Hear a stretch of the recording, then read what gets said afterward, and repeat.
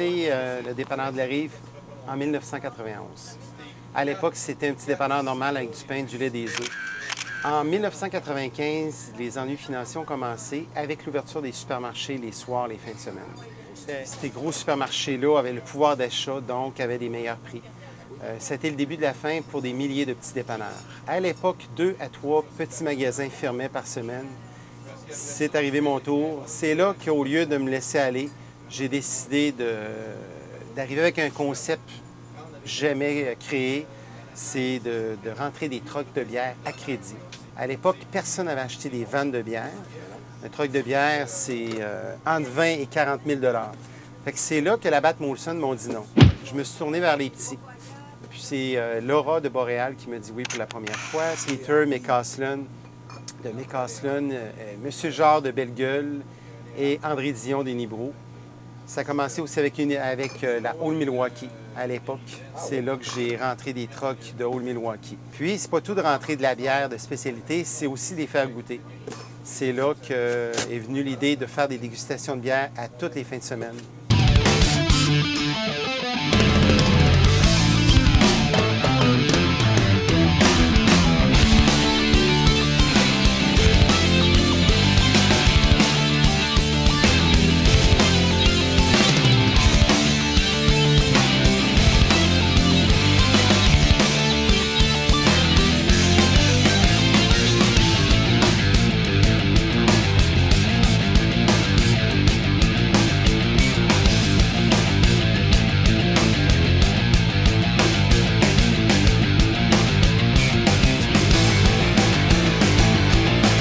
Ça part, là. McCaslin ont été les premiers. C'était les premiers à dire? Oui. On fait une bière de microbrasserie. Avec la Sainte-Ambroise, la bière la plus populaire, c'était les bières Unibroue. M. Dion a été un des premiers à acheter une brasserie, travailler des bières de microbrasserie. Belle-Gueule ont travaillé très fort pour amener cette bière-là à un sommet inégalé. C'est Belle-Gueule qui sont les plus gros vendeurs de bières microbrasserie au Québec. C'est là qu'à l'époque, mon bras droit, Guillaume, c'est lui qui a rentré toutes les petites bières de partout. Marc, qui a la Blonde d'Épaute, l'Ambry de Sarrazin, la Clairefontaine. Nous, on était les premiers à lui commander 100 caisses de bière. À l'époque, lui ne voulait rien savoir. Il ne croyait pas d'aller porter 100 caisses de bière dans un petit magasin. Il y avait une infrastructure, mais lui, il ne croyait pas qu'un petit dépanneur pouvait passer 100 caisses de bière parce que des dates sur des bières. 3 jours après, il n'y en avait plus. Parce que 3 jours, ça prenait 3 jours pour faire disparaître cette lot de bière-là.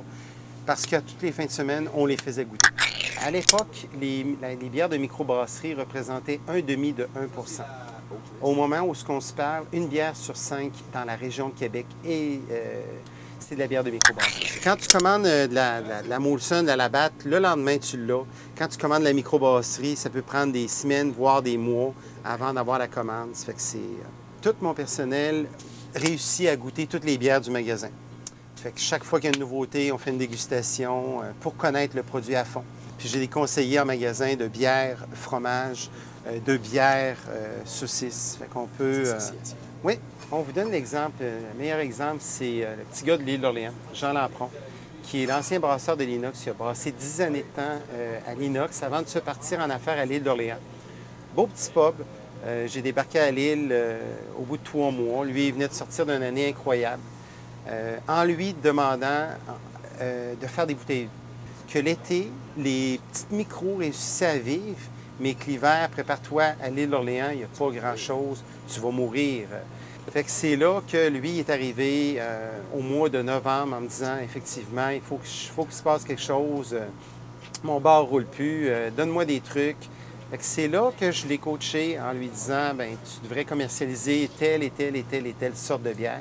Et aussi le format, 500 ml, qui est la pinte anglaise. Jean est parti demander de l'aide à son gérant de banque, sauf qu'il s'est fait dire non. C'est moi qui lui ai monté un plan d'affaires en lui expliquant que je m'engageais à lui acheter pour 1 million de bières les 5 prochaines années au dépanneur de la Rive et 20 autres commerçants jusqu'à Montréal. Absolument. Puis en grande primaire, Jean, je lui ai fait un cadeau. C'est lui qui va brasser la bière du 400e, qui va sortir aux fêtes. Barberie qui est exceptionnel. Barberie qui ont été les premiers. À l'époque, Guillaume, mon bras droit, me demandait de faire des bières maison. On se les fait offrir par Unibroue, par Boréal, sauf que Guillaume tenait absolument qu'on fasse un clin d'œil à une petite brasserie québécoise, locale. Notre choix s'est arrêté sur les bières de la Barberie, qui détiennent le record au monde pour le nombre de recettes. C'est des génies, ces gars-là. Nous ont concocté, on a commencé avec la Double Bock, qui est une bière de type allemande. On poursuit avec la blanche au blé à la framboise, qui est une blanche à laquelle on a rajouté de la framboise. Ils sont arrivés avec la triple aux épices, qui est une bière fantastique, coriandre, clou de girofle. Et on terminait avec la blonde au miel de bleuet, qui est une blonde très douce, très goûteuse.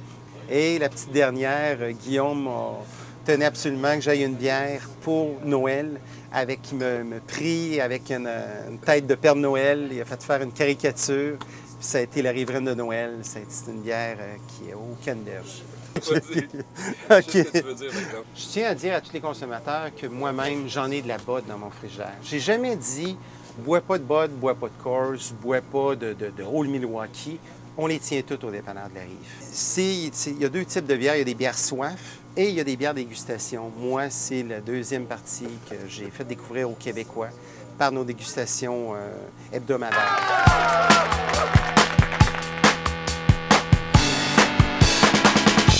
I don't know, where to begin. We are the